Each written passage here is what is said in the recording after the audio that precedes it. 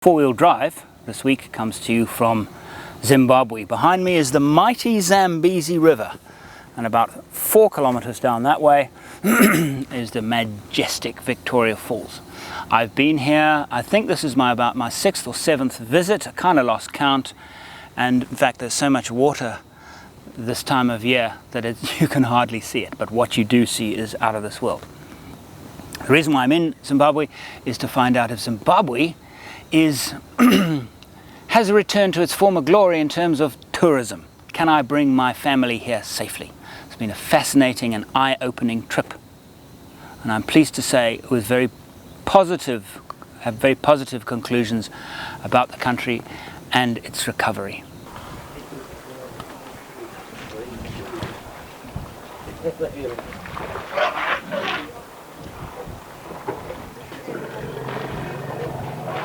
This is a waterhole not far from main camp in Hwange Game Reserve in the northwestern region of Zimbabwe. And it's time for me to get out my big lens.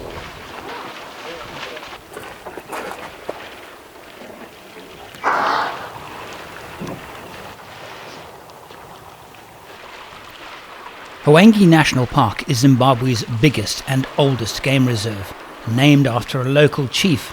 It's over 14,000 square kilometers and consists mostly of savanna, scrubland and scattered woodland, and is considered one of the greatest conservation areas in Africa. It boasts the highest diversity of mammals of any national park anywhere in the world, and includes 19 large herbivores and 8 large carnivores. And astonishingly, the number of elephants in northwest Matabeleland, which includes Hwange National Park, is over 49,000.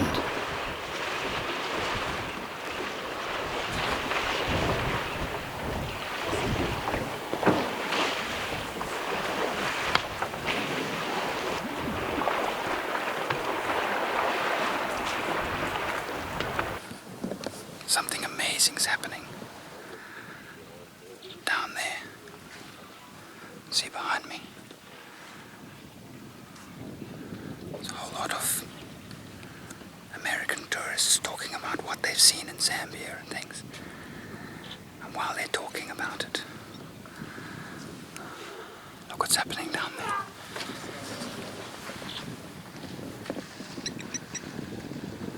Not sure I understand the psychology behind that, but I'm sure a shrink would have a field day. They'd rather talk about it than I'd do it.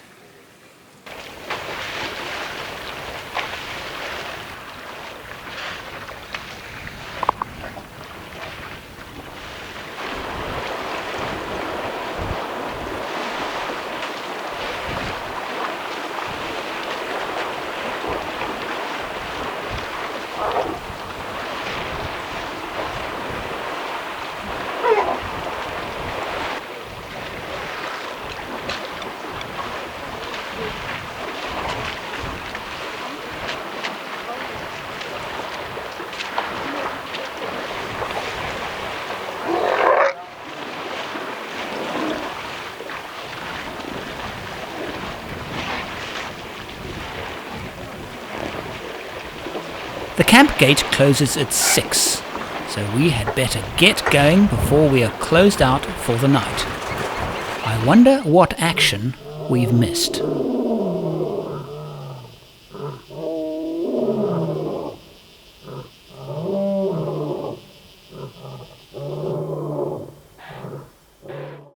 morning, main camp, Hwange National Park.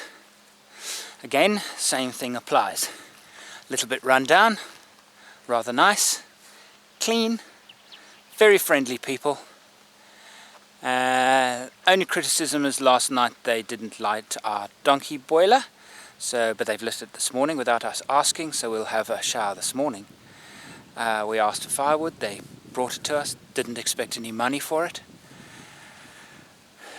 There's absolutely no doubt in my mind, after now 4 days in Zimbabwe, that Zimbabwe is a perfect place to bring your family.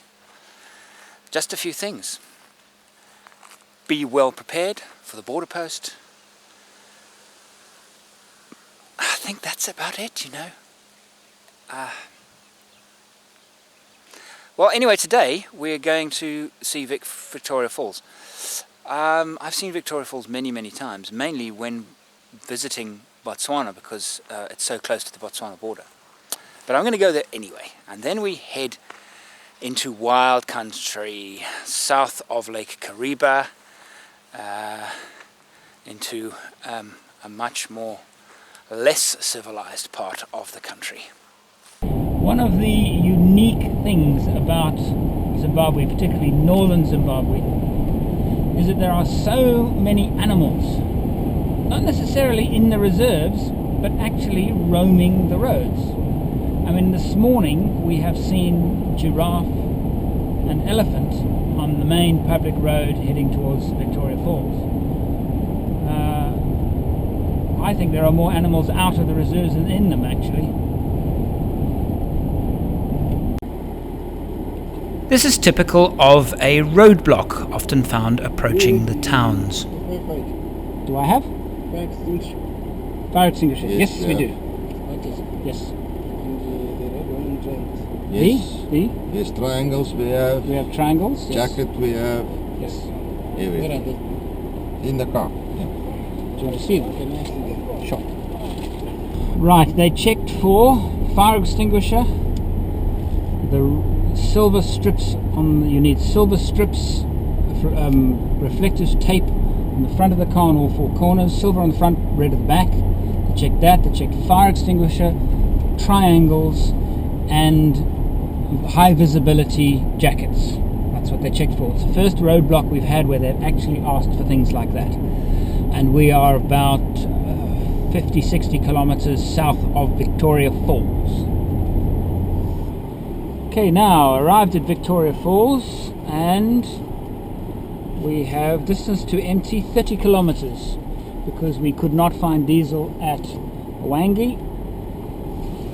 So far, first garage, no diesel at Vic Falls.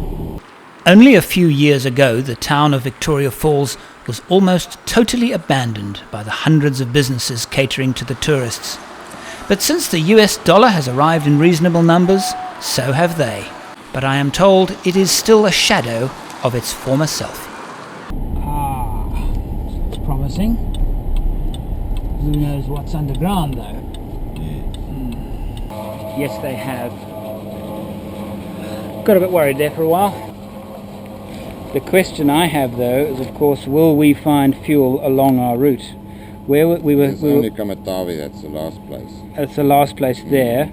Okay, the truth is that there is no diesel in the town. This chap is doing us a huge favour by giving us some diesel, normally only reserved for account holders. He said that his tanks are almost dry.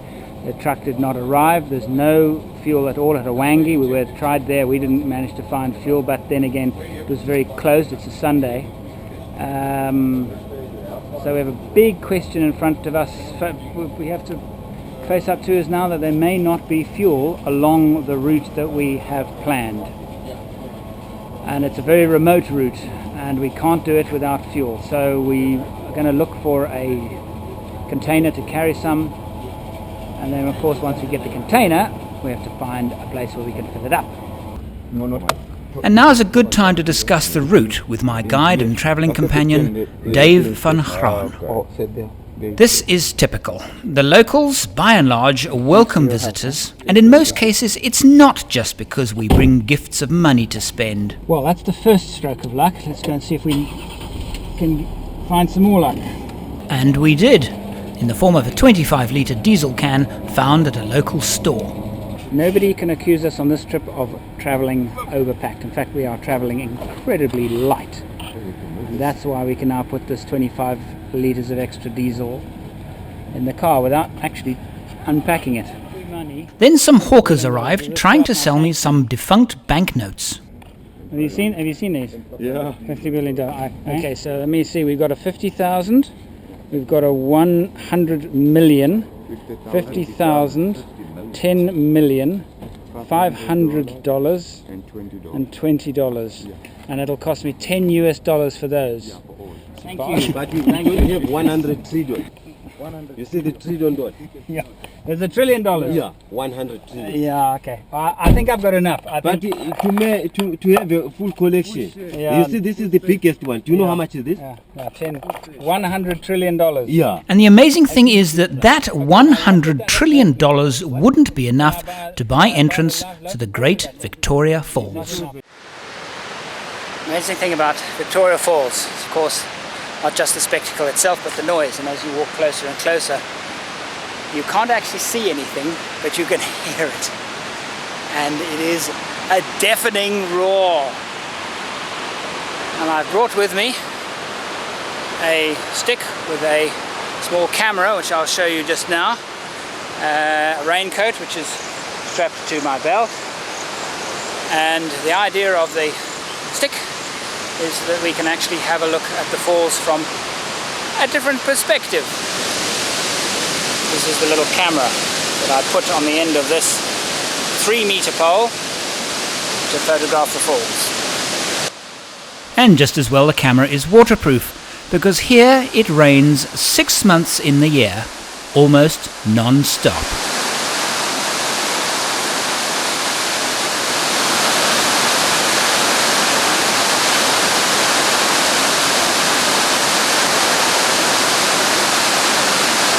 While Victoria is neither the widest or the highest falls in the world, it is claimed to be the biggest. It's 1,708 meters wide and 108 meters high, forming the largest sheet of falling water in the world. And its annual flow rate is comparable to the world's other great waterfalls, the Niagara between the US and Canada, and the Iguazu between Brazil and Argentina. The Devil's Cataract, followed by Main Falls, and well, I've been here before, and to be honest with you, the rest of it is not actually as good as the Devil's Cataract and Main Falls. The truth is, Victoria Falls is actually better when the water level is low. And I'll give you a demonstration of why that is so.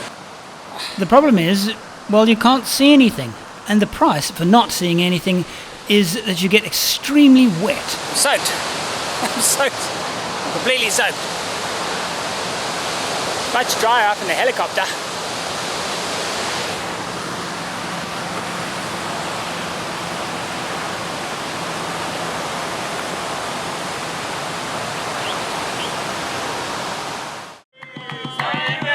Zimbabwe hasn't been completely forgotten. And as much as I may cringe at the sight of American tourists making fools of themselves, it's time to join a group of them on the river.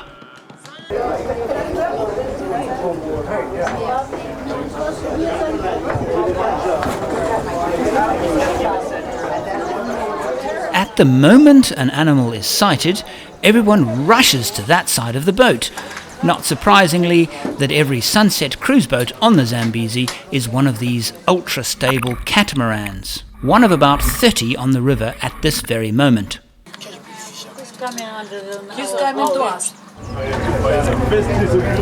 There is a crocodile. Unbelievably, I heard somebody say, "Oh look honey, it's just like Disney World." And I'm not kidding either. At that moment, I gave the camera to one of the passengers, a Zimbabwean man, and I asked him to point it at me. The camera is running. It is. Showing the hero. The boat stays quite far from the falls, but it's obvious now why its African name is Mosi or Tonia, the smoke that thunders. And sitting here amongst these people, it's more like the smoke that has an annoying accent.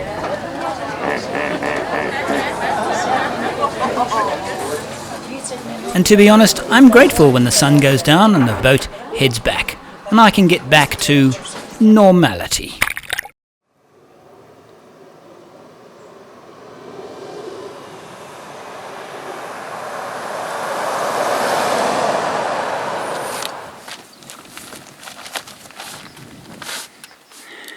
Thank you, Dave. Lifesaver. A lifesaver. One of the fantastic rewards of Africa. As you drive along and you come across something like this.